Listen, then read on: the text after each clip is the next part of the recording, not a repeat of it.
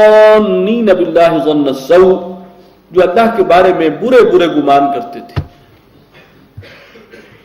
علیہم دائرۃ السوء، برائی کی گردش خود انہی کے اوپر ہے، نحوست کا سایہ انہی پر ہے. وغضب اللہ علیہم، اور اللہ تعالیٰ ناراض ہوا ان پر. ولعنہم وأعد لہم جہنم، اور ان پر لعنت کی ہے اللہ نے اور ان کے لیے تیار کی ہے جہنم. وساءت مصیرا، اور بہت ہی برا ٹھکانہ ہے. وَلِلَّهِ جُنُودُ السَّمَاوَاتِ وَالْأَرْضِ، اور اللہ ہی کے ہیں آسمانوں اور زمین کے تمام لشکر. وَكَانَ اللَّهُ عَزِيزًا حَكِيمًا، اللہ غالب ہے، حکمت والا ہے. اِنَّا أَرْسَلْنَاكَ شَاهِدًا وَمُبَشِّرًا وَنَذِيرًا، اے نبی ہم نے آپ کو بھیجا شاہد بنا کر اور مبشر بنا کر اور نذیر بنا کر. یہ الفاظ اس سے پہلے سورہ احزاب میں بھی آ چکے ہیں.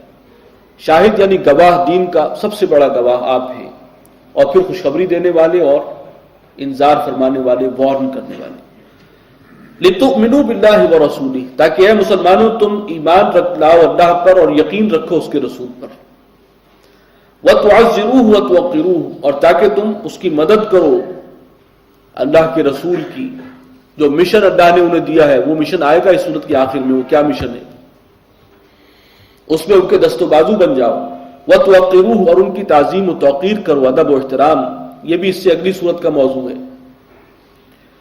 وَتُسَبِّحُوهُ بُكْرَةً وَأَصِيلًا، اور تم اللہ کی تسبیح بیان کرو صبح اور شام. إِنَّ الَّذِينَ يُبَايِعُونَكَ إِنَّمَا يُبَايِعُونَ اللَّهَ، اے نبی جو لوگ آپ سے بیعت کرتے ہیں وہ اصل میں بیعت کرتے ہیں اللہ سے. یہ بیعت اصل میں ایک قول و قرار ہے، معاہدہ ہے.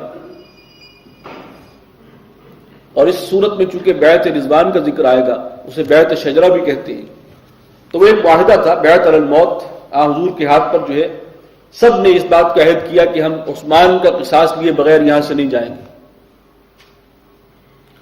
معاہدہ تو اللہ سے کر رہے ہیں، حضور سے کر رہے ہیں، لیکن فرمایا کہ جو آپ سے معاہدہ کر رہے ہیں وہ اللہ سے عہد کر رہے ہیں. اصل میں یہ بیعت کا معاملہ دین میں جب ہوتا ہے تو اصل میں وہ اللہ سے ہے، اس لیے کہ اللہ کے دین کے لیے وہ عہد.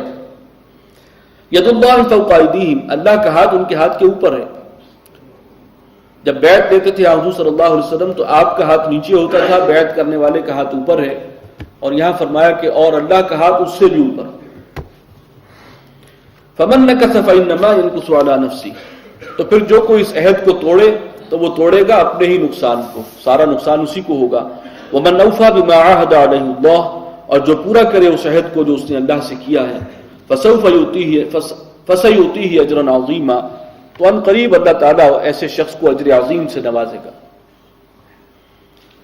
سيقول لك المخلفون من الاعراب، ان قریب کہیں گے اے نبی آپ سے وہ بدو جو پیچھے رہ گئے، وہ جو دیہاتی اور بدو جو ساتھ نہیں آئے آپ کے اور پیچھے رہ گئے اس سفر میں.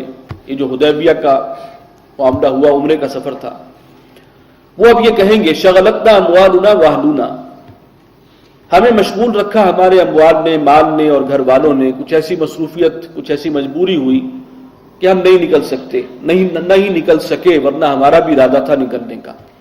اب وہ آئیں گے، جب آپ واپس جائیں گے مدینہ تو وہ آ کر آپ کے سامنے عذر پیش کریں گے. فاستغفر لنا، تو اے نبی آپ ہمارے لیے بھی استغفار کیجیے. وہ آپ سے گزارش کریں گے. یقولون بألسنتہم ما لیس فی قلوبہم، وہ اپنی زبانوں سے وہ بات کہہ رہے ہوں گے جو ان کے دلوں میں نہیں ہے. اوپر سے کچھ اور کہہ رہے ہیں، اصل مسئلہ کچھ اور تھا. آپ کے ساتھ جو اس سفر میں نہیں نکلے تو اس کا سبب کچھ اور ہے، وہ آگے آ رہا. قل فمن یملک لکم من اللہ شیئا، تو اے نبی ان سے کہہ دیجئے کہ کون ہے جو اللہ کے مقابلے میں کچھ بھی اختیار رکھتا ہو تمہارے لیے. ان اراد بکم ضرا، اگر اللہ تعالیٰ تمہیں کوئی نقصان پہنچانا چاہے، او اراد بکم نفعا، یا وہ چاہے تمہیں کوئی نفع پہنچانا، تمہارا فائدہ. کوئی کسی کو اختیار نہیں کہ اللہ کے آگے وہ رکاوٹ بن سکے. بل کان اللہ بما تعملون خبیرا، بلکہ جو کچھ تم کرتے ہو اللہ اس سے باخبر. بل ظننتم، اب وہ اصل بات آئی کہ ان کے دل کا چور کیا تھا، وہ گئے کیوں نہیں. بل ظننتم ان لن ينقلب الرسول والمؤمنون الى اهلهم ابدا، بلکہ تم نے تو یہ سمجھا تھا کہ اب اللہ کے رسول اور اہل ایمان اپنے گھر والوں کی طرف کبھی واپس لوٹ کر نہیں آئیں گے، کبھی بھی. اب جو گئے ہیں تو ان میں سے کوئی بچ کر نہیں آئے گا. وَزُيِّنَ ذَلِكَ فِي قُلُوبِكُمْ، اور یہ خیال تمہارے دلوں میں راسخ ہو گیا، کھپ گیا تھا، پورا یقین تھا تمہیں.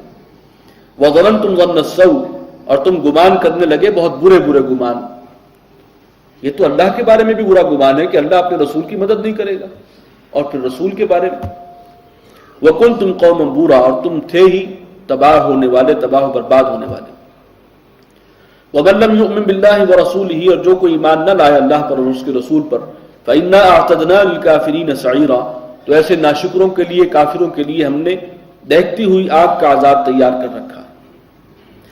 وَلِلَّهِ مُلْكُ السَّمَاوَاتِ وَالْأَرْضِ، آسمانوں اور زمین میں اللہ ہی کی حکومت ہے، اسی کی بادشاہت ہے، اسی کا راج ہے.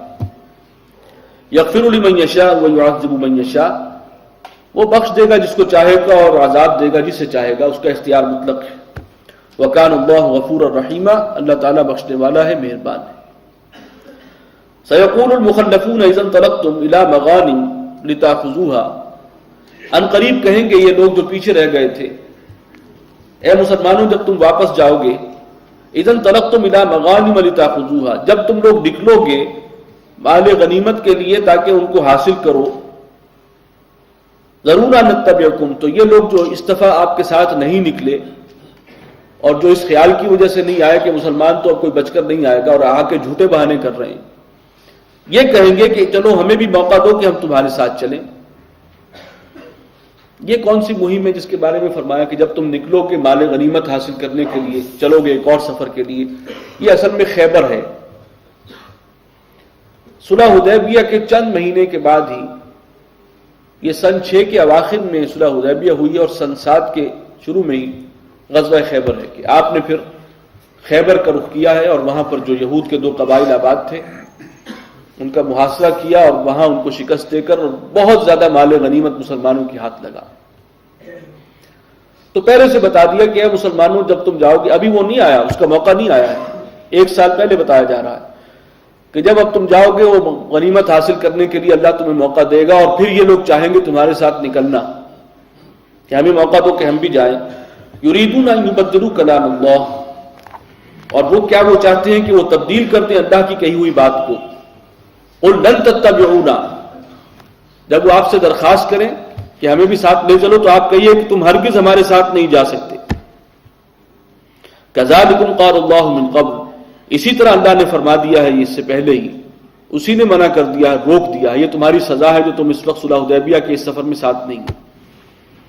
فَسَيَقُولُونَ بَلْ تَحْسُدُونَنَا، پھر وہ یہ کہیں گے کہ نہیں اچھا تم ہم سے حسد کرتے ہو کہ ہمیں بھی مال غنیمت میں سے حصہ نہ مل جائے. جو کچھ انہوں نے کہنا تھا قرآن مجید نے پہلے ہی اس کو ظاہر کر کے ان کے منہ بند کر دیا. بَلْ كَانُوا لَا يَفْقَهُونَ إِلَّا قَلِيلًا، بلکہ اصل بات یہ ہے کہ وہ سمجھتے ہی نہیں ہیں مگر برائے نام، سمجھ بوجھ سے اب رہ گئے. قُلْ لِلْمُخَلَّفِينَ مِنَ الْأَعْرَابِ، اے نبی آپ کہہ دیجئے ان بدوؤں سے جو پیچھے رہ جانے والے تھے، ستدعون الی قوم اولی باس شدید، ان قریب کچھ ہی دیر کے بعد تمہیں دعوت دی جائے گی، بلایا جائے گا ایک قوم کے مقابلے کے لیے جو بہت سخت جنگجو ہیں. تقاتلونہم او یسلمون، تم ان سے جنگ کرتے رہو گے، لڑتے رہو گے یا پھر وہ مسلمان ہو جائیں گے. فإن تطیعوا، تو اگر تم نے اس وقت اطاعت کی اور اس جنگ میں گئے، یؤتکم اللہ اجرا حسنا، اللہ تعالیٰ تمہیں اچھے اجر سے نوازے گا.